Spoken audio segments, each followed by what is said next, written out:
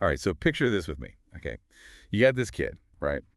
Growing up in the suburbs of Beirut, his old man, a fruit seller, not exactly, rolling in it. Humble beginnings, for sure. Right. But here's the thing. This same kid, fast forward a couple decades, and he's one of the most, I don't know, how do you even say it? Influential, powerful, controversial, all of the above. I mean, we're talking about Hassan Nasrallah, Yeah, he's a figure who really defies easy categorization. big time. And that's what we're diving into today, his whole deal. How he went from, like, regular kid to leading Hezbollah to, well, you know the rest. And get this, we're doing it all from his Wikipedia page. Which, let me tell you, reads like something John le Carre cooked up. No kidding. But before we get too far into Nasrallah himself, we got to talk about Hezbollah. Can't really understand one without the other, right? It's essential context. Imagine Lebanon in the 80s. Israeli occupation. Brutal. Hezbollah emerges from that resistance. But they weren't just about, strapping on explosives and They fighting. were like a whole society thing, right? I read about that. Exactly. Social services, schools, hospitals, they embedded themselves in the community. So to some countries, they were terrorists, no question. But to others, legitimate political force. And Nasrallah, he embodied that duality. Totally. And you can see how his early life kind of set him up for that. I mean, born in 1960, just outside Beirut, not from a super religious family or anything. Right. But even as a kid, he was drawn to theology, which is how he ended up at that Shia seminary in Baalbek. And not just any seminary, right? This was a school that followed the teachings of Mohammed Bakir al-Sadr, big-time Iraqi Shia cleric. Oh, yeah, I remember reading about him. He was, he didn't shy away from politics, did he? Not even a little bit. Al-Sadr was all about social justice. Challenged Saddam Hussein head-on. You see the parallels there. Faith and politics intertwined. The path Nasrallah would eventually follow. Wild. Yeah. And get this, there's this story from when Nasrallah was studying under al-Sadr in Iraq, almost like prophetic. Al-Sadr saw something in him, said he had the makings of a leader. Which is, a little eerie considering what both of them would go on to do. No kidding. No. And speaking of eerie, both Nasrallah and a young Ayatollah Khamenei, the future supreme leader of Iran, they were both kicked out of Iraq around the same time. Saddam Hussein's regime, not exactly known for being, lenient. Understatement. Being expelled from Iraq under Saddam was a testament to their growing influence and a sign of the threat they posed to his regime. That shared experience of exile would have a huge impact on both of them, shaping their worldview on resistance and their future roles in the Middle East.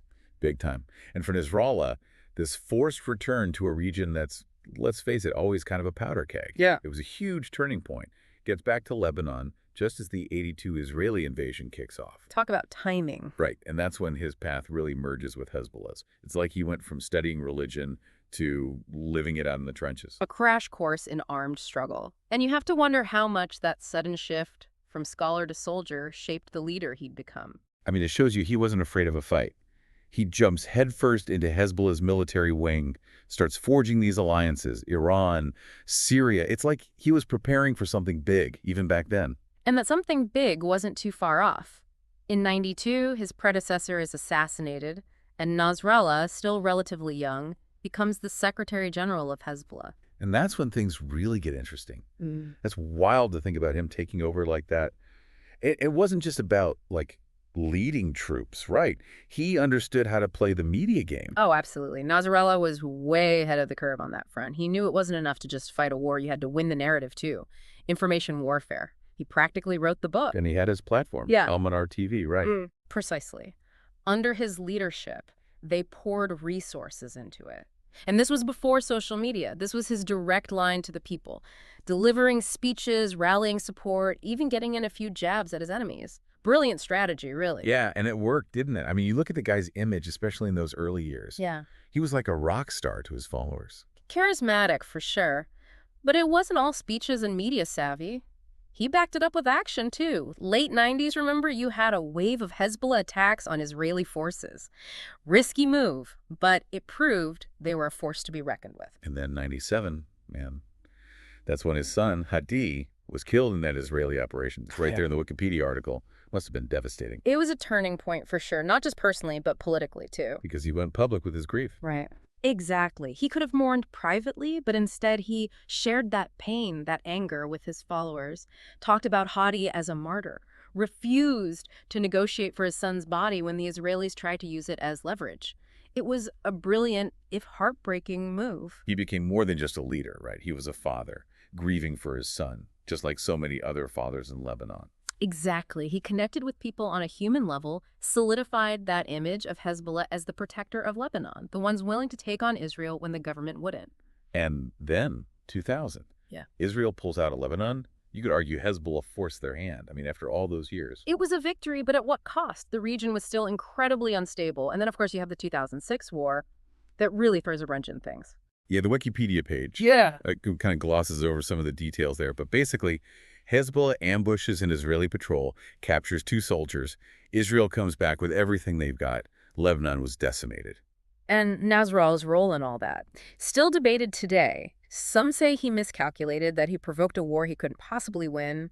Others say it was calculated, that it was about establishing Hezbollah as a legitimate military threat. What gets me, though, is that even with all that destruction, he never backed down, kept talking tough, claimed victory, even as the bombs were falling. It's almost like he was speaking to 2 different audiences. He was a master of that. To the West, it was all death to Israel, fiery rhetoric, the whole 9 yards. But then you read something like that New Yorker interview from a few years earlier, and he's talking about a 2-state solution, saying he's not going to war for the Palestinians. It's baffling. Was it just strategy, playing both sides? Or did he actually believe both things? It's the question, isn't it? And it's why Nasrallah remains such a captivating, frustrating, and ultimately crucial figure to understand. It's like trying to solve a puzzle, Yeah. trying to figure out what he really thought, what his Yeah. end game was. But, when you get down to it, Yeah. it's bigger than just politics. You think about what he went through personally, losing Hadi, and then Zainab, too, in the same attack that took his life. That's got to mess you up. Yeah, you can't just brush that aside. And you're right, the Wikipedia page does kind of highlight how he used Hadi's death to, solidify his image, the grieving father, but still strong. But you got to wonder, how did that stuff really change him deep down? Did it make him more, I don't know, more determined, more willing to take risks? The heavy stuff. And it makes his assassination feel even more significant, this is a real turning point for the whole region. It's a seismic shift. To lose a leader like that, someone who's been in charge for 3 decades, shaped Hezbollah's entire ideology, it's going to have ripple effects, no question. Even before he died, people felt so strongly about him.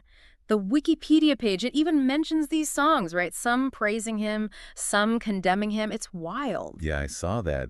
Talk about a polarizing figure, huh? I mean, songs. People were writing music about this guy. That says something about the kind of impact he had, don't you think? It speaks volumes. He tapped into something, that's for sure.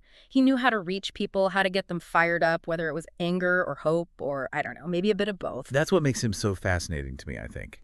He was more than just a politician. Oh, absolutely. Hassan Nasrallah he was in a category all his own. A master strategist, shaped by conflict, driven by his beliefs, but also, what's the word? Pragmatic, maybe. He knew how to compromise when it served his purposes. Right, he was playing chess while everyone else was playing checkers. Yeah.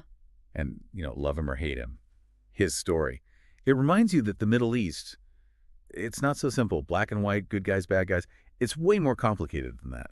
It always is. And if you want to get a sense of just how complicated, I always tell people, check out the music, like those songs we mentioned, The Hawk of Lebanon, Ya Nasrallah. They'll give you a feel for how he was viewed, the good and the bad, better than any history book could. It's true. Music always tells the real story, doesn't it? It's the soundtrack to everything. So, yeah, check those out if you want to dig a little deeper into Hassan Nasrallah. And, of course, head to our socials and let us know what you think. We love hearing from you after these deep dives. This one especially, there's a lot to unpack here.